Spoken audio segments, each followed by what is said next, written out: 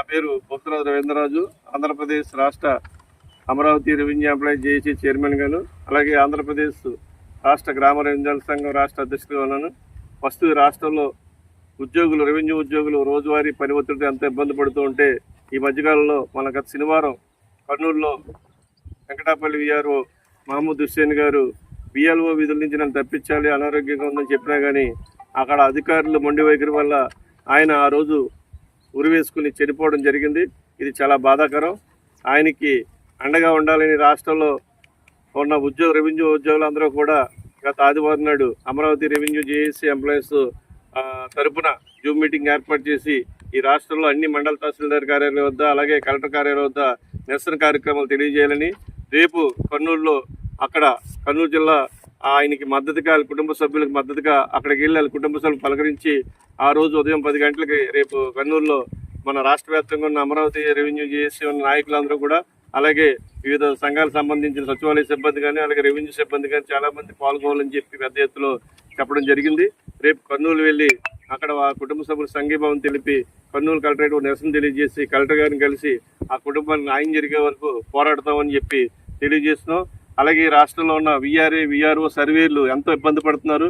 విఆర్ఏలకు 10,000 జీతంతో రాత్రి పగలు పనిచేయడం జరుగుతుంది. వాళ్ళు కూడా నిరాశను సృష్టిస్తూ ఉన్నారు.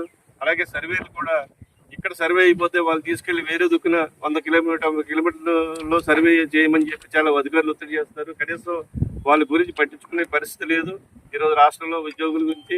అందువల్ల అలాగే విఆర్ఓలు కూడా చాలా ఎంతో మదనపడుతున్నారు. ఒక రెవెన్యూ సిస్టంలో పనిచేస్తూ రెవెన్యూ డిపార్ట్మెంట్ వర్కులు మానేసి ఇతర డిపార్ట్మెంట్ వర్కులు చేయాలని అధికారులు ఒత్తిడితో ఎంతో ఇబ్బంది పడుతున్నారు. అలాగే గ్రేడ్ 2 విఆర్ఓలకి ముఖ్యంగా చనిపోవడానికి కారణం ఏంటంటే, ఒక పక్క మున్సిపల్ కమిషనర్, ఒక పక్కనేమో రెవెన్యూ ఎంఆర్ఓ గారు, డీటీ గారు, అలాగే ఎవరు పడితే వాళ్ళు, అలాగే విలేజ్ లెవెల్కి వచ్చినప్పటికీ ఒక పక్క పంచాయతీ సెక్రటరీ, ఒక పక్క డిప్యూటీ ఎంఈడీఓ, ఒక పక్క తహసీల్దార్, ఇలా ఒక వ్యక్తికి అనేక రకమైన అధికారులు ఉండటంతో పని ఒత్తిడితో అందరూ కూడా ఇబ్బంది పడుతున్నారు.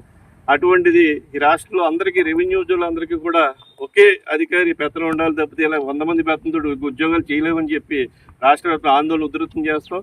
డీడీఓ కూడా రేటు వరకు కూడా తహసీల్దార్ ఇచ్చే వరకు కూడా పోరాటం కొనసాగుతుంది. అలాగే మన విఆర్ఏలకు కూడా 10,500 ఇస్తున్నారు. వాళ్ళు కూడా గౌరవవేతనం పెంచాలని చెప్పి ప్రభుత్వం డిమాండ్ చేస్తాం.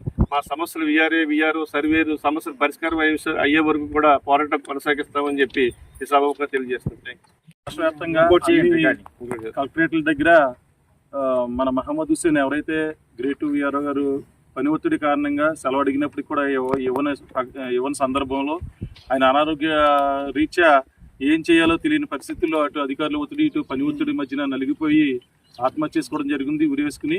మరి ఎవరైతే అతని మరణానికి కారకులు ఎవరైతే ఉన్నారో అధికారులు అతని తక్షణమే చర్యలు తీసుకోవాలి. అదేవిధంగా ఏదైతే అతని మరణానికి కారణం ఉంటే అధిక పని ఒత్తిడి, చాలా విఆర్ఏ దగ్గర నుంచి సర్వేర్లు, అలాగే గ్రామ రెవెన్యూ అధికారులు విపరీతమైన పని ఒత్తిడితో ఇబ్బంది పడుతున్నారు రాష్ట్ర వ్యాప్తంగా.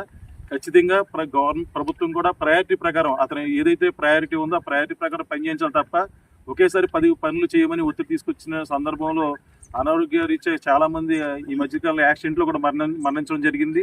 కొంతమంది గుండెపోటులతో మరణిస్తున్నారు, కొంతమంది ఆత్మహత్య చేసుకున్నారు.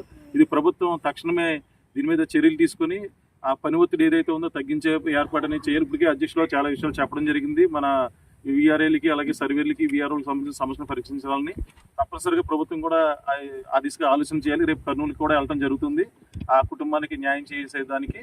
అదే సరిగ్గా భవిష్యత్తులో కూడా మరి ఈ సమస్యల మీద పోరాటం అనేది నిరంతరం కొనసాగుతూ ఉంటుంది. లేని పక్షంలో కూడా కార్యాచరణ కూడా సిద్ధంగా ఉన్నామని ఈ సభంగా తెలియజేస్తాం. జోహార్ మహమ్మద్ హుస్సేన్ గారికి, జోహార్ మహమ్మద్ హుస్సేన్ గారికి, జోహార్ మహమ్మద్ హుస్సేన్ గారికి.